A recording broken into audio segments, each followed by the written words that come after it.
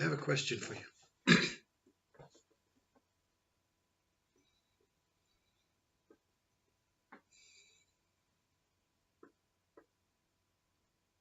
Can you lose control?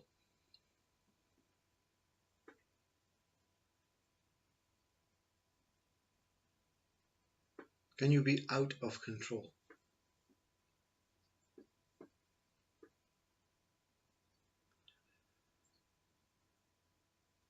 The allowance of losing control is a type of surrendering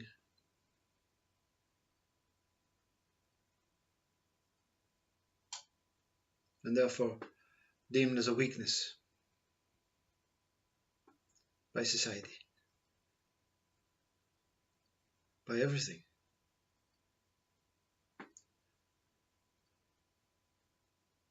Now I'm going to elongate the original question. Can you observe yourself losing control?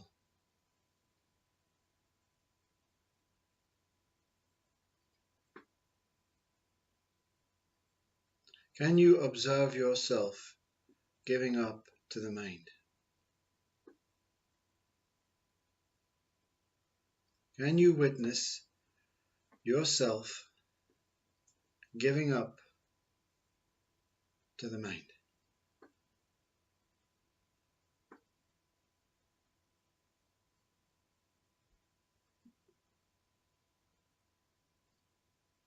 And can you watch the witness observing itself giving up to the mind?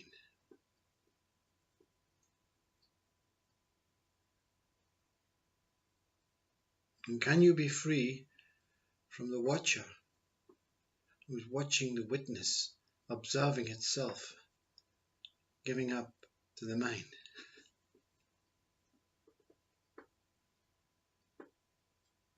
Can you escape from you? Whatever direction you go, there's no escape. So let's reel in.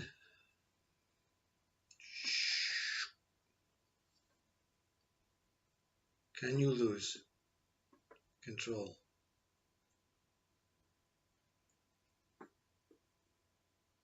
Who is losing control?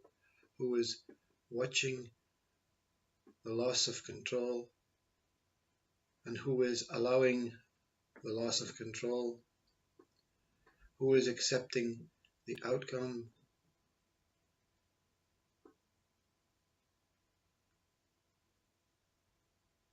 Me. See, always comes back to I am. I am all of these, you see.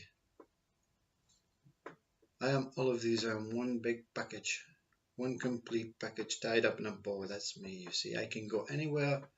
I am infinite, and I can be as tiny as a pinpoint. No separation, you see. Ego mind is reflecting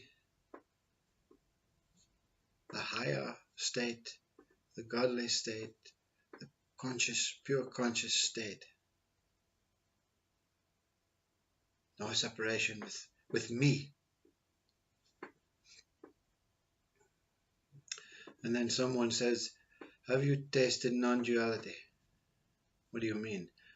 Are you one with your world? Don't be ridiculous. I am one with me. There is only me. The world is separate from me. I am already, well, I'm a type of non-dual, you see. Ego then withers its way out, you see, slithering out, you see. I am a type of non-dual. What's wrong with you?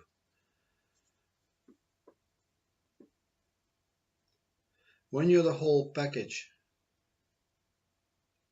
of me, you cannot separate yourself as the observer of your mind, as the observer of the observer, because it is so cozy and wrapped up in itself, you see. Ego mind does not want to be separated.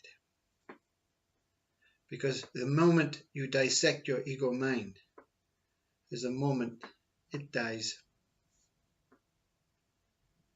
But it puts up a great fight.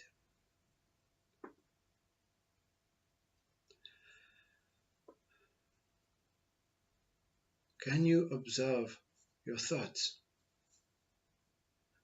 Can you separate yourself from your thoughts? Or are these thoughts a continual single line that simply comes?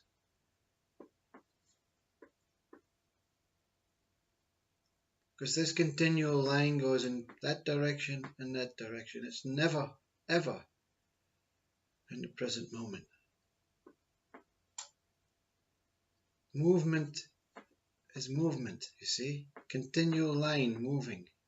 Constantly repetitive thinking.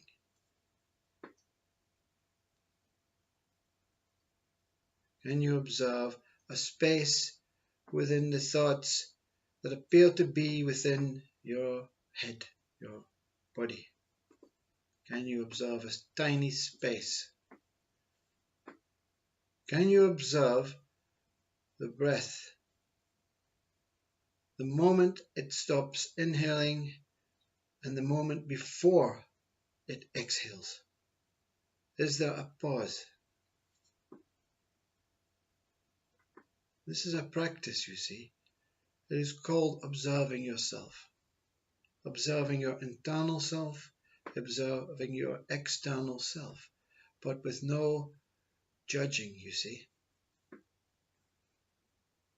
The observer watching the mind and the observer watching the body with no identity to what is taking place. It's not a hand moving, it's simply movement.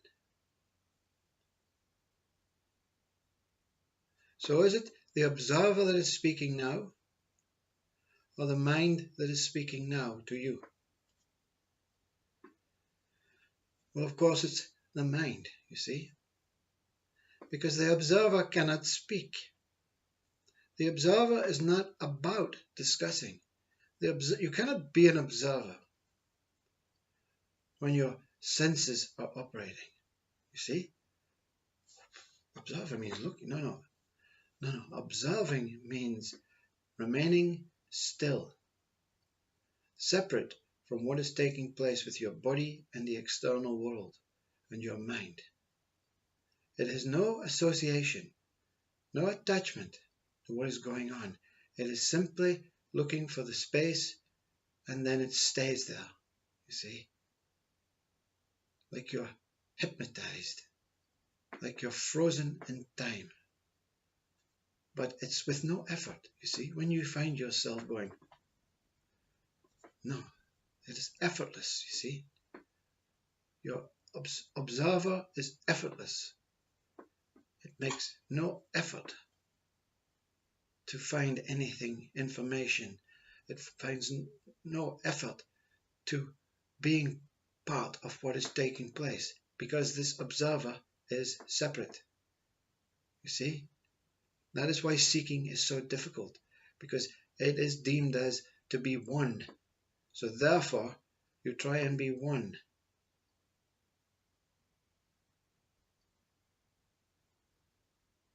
But the one that you are has no business in this world, has no attachment to this world, has no desires to be here or not to be here.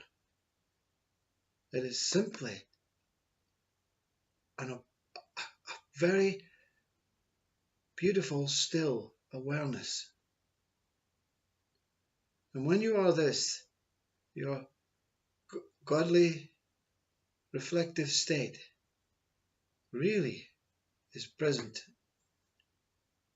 not with what is going on with your body or your mind or the world, but with life. Complete, total consciousness. Your presence with that. See?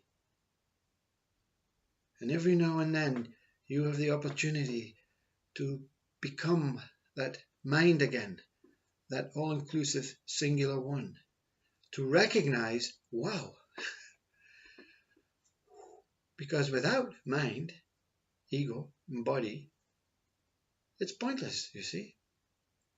Stillness cannot see itself still unless it appears as movement. You understand that? Very simple.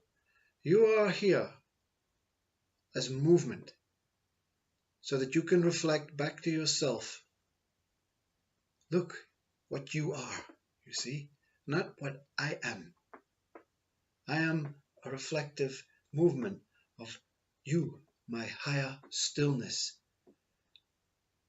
And enlightenment means you are completely swirling like the maple, totally still and moving simultaneously as one.